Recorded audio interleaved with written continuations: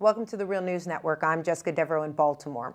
The Palestinian death toll in the Gaza Strip keeps on climbing, with Friday's latest numbers reporting that 840 Palestinians have been killed, most of them civilians. On July 24th, the clashes took another turn at a UN-controlled school in northern Gaza, which is used to shelter civilians. It was hit, and at least 16 people were killed and 150 were injured. Take a look at this animation that the Washington Post produced. It shows how Palestinian civilians continue to make up the largest share of casualties in the Gaza conflict, especially children. There have been about 200 children already killed. Now joining us to give us a sense of this tragic reality for Gazans is our guest, Pernilla Ironside. She is the head of the UNICEF's Gaza Field Office, where she's the leading UNICEF's emergency response across the Gaza Strip in the occupied Palestinian territory. Thank you for joining us, Pernilla. Good to be with you, Jessica, and the Real News. So, Pernilla, let's talk about that school in northern Gaza that was hit. The UN was reporting that the school was used as a shelter by civilians, and an Israeli military source told Al Jazeera that Palestinian rocket fire had been detected in the area and that it might have fallen short and hit the shelter. But Hamas is saying that it was Israel. It's a lot of back and forth. Essentially, what really happened at that school? Well, what we know is that a civilian infrastructure and a United Nations school, which was housing and sheltering over 800 civilians, was hit by some form of shelling or military targeting. Now, we don't know yet who or how that came about. I believe that's under investigation. But the point is that schools and places where civilians are congregating are meant to be protected. This is part of the sanctity of the protection of civilians, one of the basic humanitarian principles. And yet here we are with, and it's not the first school that's now been hit. In fact, it's I believe the third or the fourth in just within the week, in fact, that's been subjected to firing. Yeah, and I mean, as a UN representative, you do communicate with the Israeli military, is that right? You let them know the coordinates of these shelters? That is correct. There is a coordination mechanism established between the United Nations and the Israeli military to inform them of all GPS coordinates for civilian installations, for UN installations as well. And my understanding was that was well coordinated multiple times for that particular location. Okay, we know that this is the fog of war. There are missiles that are being, thrown on both sides. But let's talk specifically about what you're seeing there in Gaza, because Israel is saying that they're just interested in getting rid of tunnels and these rocket fire sites. But what have you observed? You sort of talked about it a little bit, the schools and hospitals. Can you tell us a little bit more? What I'm observing on the ground, and I have managed to get out into the field on a number of occasions over the last almost near 3 weeks now, that this fighting has been raging on. And there are multiple damages to civilian infrastructure, such as major sewage pumping stations, sewage treatment plants, water wells. There's over 24 or 23 medical facilities that have now been hit. 117 schools have also been hit, both UN schools and public schools. There's over 3,000 homes that have now become entirely uninhabitable due to either being directly hit or within a radius of impact. So what I'm saying is that there's a huge impact on the civilian population and infrastructure that is meant to support the lives of civilians that is now completely upheaved. We're seeing today UNRWA reporting that 159,000 people have gathered in their schools. I believe it's within 117 of their schools across the Gaza Strip. This is in addition to people now gathering also in public schools or governmental schools. And people are also, of course, many more are seeking shelter with family members or relatives or even neighbors. So literally the entire population is upheaved, and not one person is not impacted.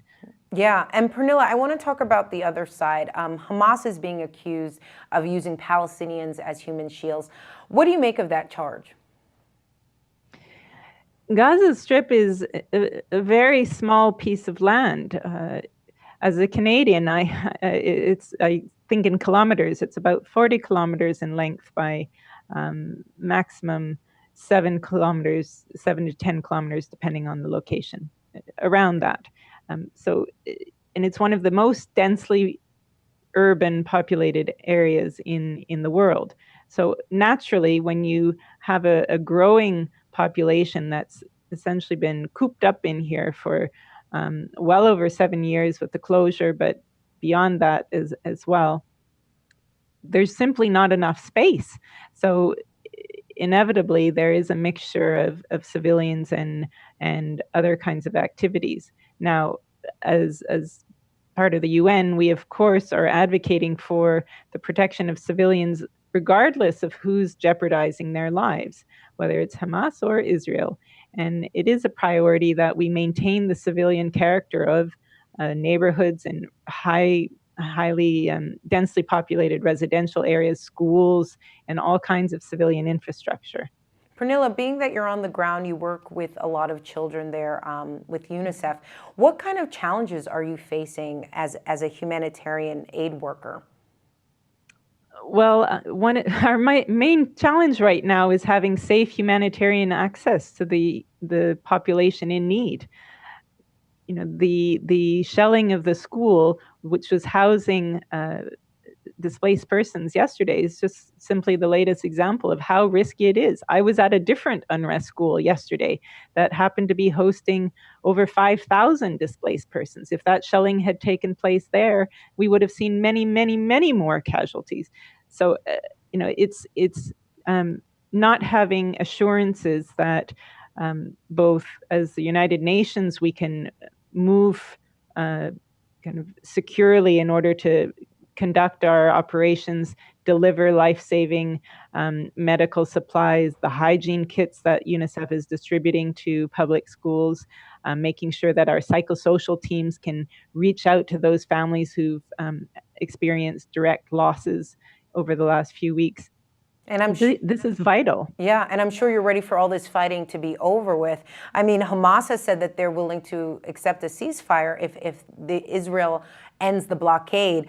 Why are they making such an issue of the blockade? Can you just describe the conditions that it's like being there in Gaza, being that you live there? What is life like there under an Israeli siege, as some people have described it?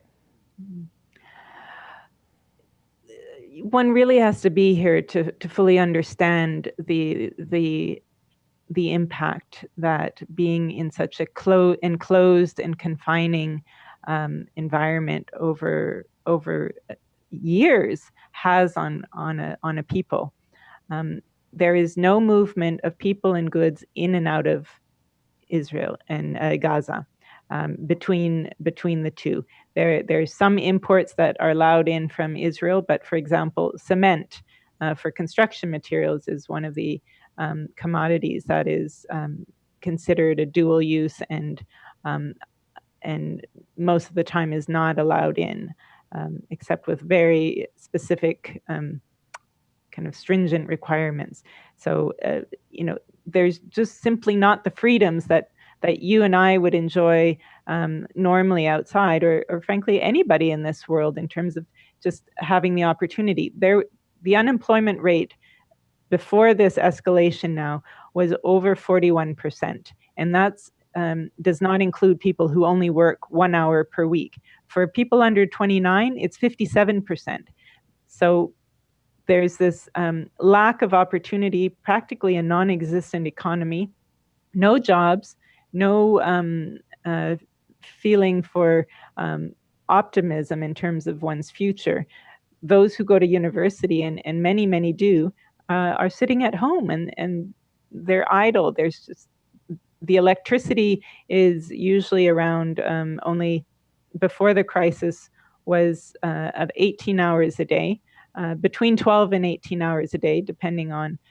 But now that's gone down to a mere 4 hours a day. Already, prior to this situation, water and fuel were extraordinarily in short supply, and so even the water system and the supply of water beneath Gaza is essentially going to run out by 2020, according to a UN report that's been issued.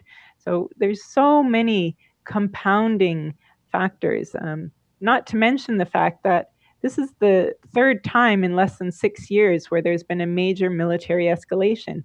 And from all the people I've spoken to, Palestinians in my team and around me, they're saying that what they're experiencing now is considerably worse than the previous two escalations that took place. All right, Pernilla Ironside joining us from Gaza. Thank you so much for joining us. Thank you, Jessica.